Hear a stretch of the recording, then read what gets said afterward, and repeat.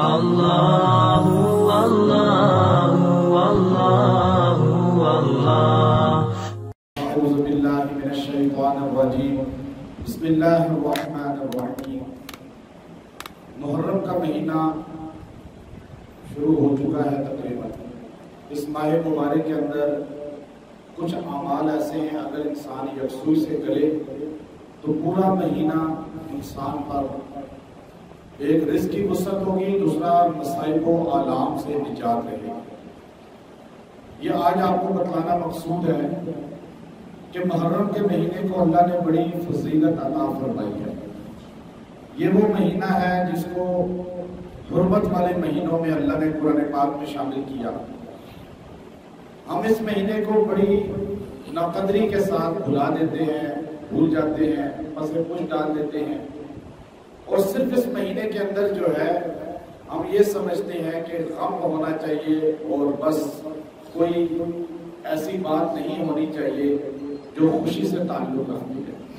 حالانکہ ایسا نہیں ہے۔ محرم کے مہینے میں اللہ رب العزت نے بڑی برکات رکھی ہے، اور یہ ازل سے ہے، ازل سے زمین و آسمان کے بننے سے ہی پہلے کی ہے۔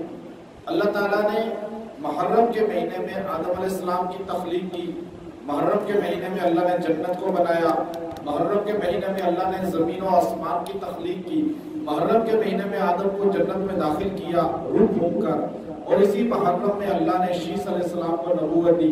یہ سلسلہ چلتے چلتے چلتے چلتے انبیاء کے واقعات، آپ موسیٰ علیہ السلام کو تورات ملی ہے، اور بعض روایات میں ہے کہ محرم کا مہینہ تھا، یا دریا سے نجات ملی، وہ تو مسلم بات ہے کہ فرعون سے نجات جو ملی وہ محرم کا مہینہ تھا۔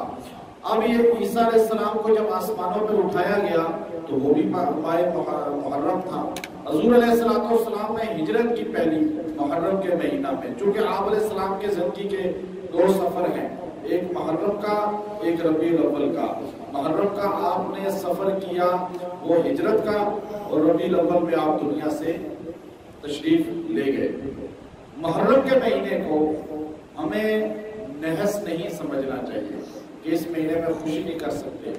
اس مہینہ کے اندر جو ہے اللہ نے اتنی برکت رکھی ہے کہ حضور صلی اللہ علیہ وسلم نے فرمایا جو عاشورہ کا دن 10 محرم کو روزہ رکھے گا 1 سال اگلے پچھلے گناہ معاف ہوں گے۔ جو عاشورہ کے دن خرچ کرے گا اپنے اہل خانہ پہ، اللہ اس کے پورے سال گھر میں رزق کی کمی نہیں لائے گا۔ اب عاشورہ کا دن 10 محرم ہے۔ حضور نے اپنی زندگی میں رمضان سے پہلے، رمضان کی فرضیت سے پہلے جو روزہ رکھا ہے وہ عاشورہ کا ہے۔ اب رمضان سے زیادہ، چونکہ رمضان فرض نہیں ہوا تھا، آپ عاشورہ کا روزہ رکھتے تھے۔ پوچھا کہ یا رسول اللہ روزہ آپ عاشورہ کا رکھتے ہیں؟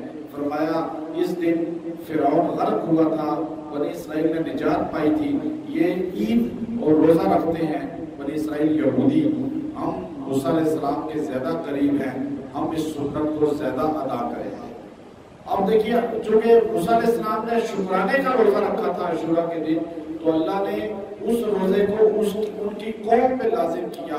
حضور علیہ السلام نے اس شکرانے کا روزہ رکھا، اور آپ نے آخری عمر تک روزہ رکھا عاشورہ کا، اور آپ آخری عمر سے چند دن پہلے آپ نے فرمایا اگر میں اگلے سال زندہ رہا تو 10 محرم کے ساتھ 9 کا روزہ ملا کر رکھوں گا، 9 10 2 روزے رکھوں گا۔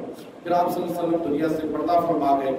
تو ایک عمل اگر آپ ان 10 دنوں میں اس کو اپنا لیں، اور اگر کوشش کریں تو پورے 40 دن اپنا لیں، لیکن 10 دن اگر اس کو عصر کی نماز کے بعد اپنایا جائے، اور عصر کی نماز کے بعد یہ وظیفہ پڑھا جائے، اور خاص طور پہ جتنی تعداد بنتی ہے 9 دنوں میں، اس کے بقدر یہی جملہ عاشورہ کے دن عصر کے بعد جمع کر کے اتنی بار کہا جائے کہ آپ دیکھیے آپ نے عصر کی نماز کے بعد ایک دن وَوَجَدَكَ ضَالًّا فَهَدَىٰ، یہ چھوٹا سا جملہ ہے، سورۃ الضحیٰ کی آیت ہے، مشکل نہیں ہے، آپ پڑھ سکتے ہیں، سارے پڑھیے اس کو۔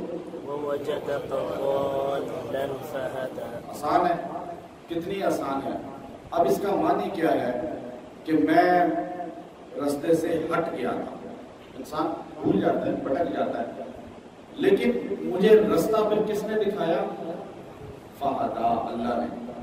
اب ہم چونکہ بھٹک چکے ہیں سارے، ہم مختلف چیزوں میں پڑ چکے ہیں، ہم مادیت میں کھو گئے ہیں، اللہ اور اللہ کے رسول قرآن و سنت کو پس پشت کر چکے ہیں. آج ہمیں دوبارہ جو ہے اس طرف لانے کی ضرورت ہے. تو وہ کون لائے گا؟ اللہ لائے گا.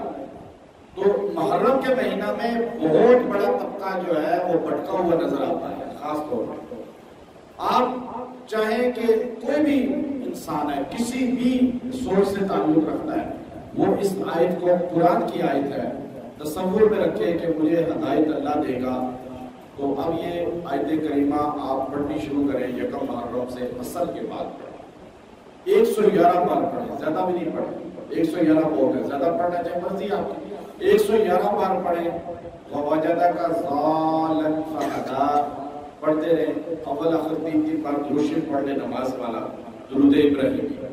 اور عاشورہ کے دن، عاشورہ کے دن آپ نے اسی آیت کریمہ کو 1111 بار پڑھنا ہے. عاشورہ کے دن اس آیت کریمہ کو 1111 بار پڑھنا ہے عصر اور مغرب کے درمیان، اور پھر دعا کرنی ہے. اور پھر اس کو اپنا معمول بنا لیں. پورا سال جو ہے کسی بھی ایک نماز کے بعد، ہر روز کسی بھی ایک نماز کے بعد اس کو 11 بار پڑھیں، اپنے سینے پہ پھونک دیں. اللہ آپ کو گمراہ کبھی نہیں کرے گا. ایسا گمراہ کہ آپ خاتمہ ایمان سے محروم ہو گئے، اللہ کی مدد نصرت سے محروم ہو گئے.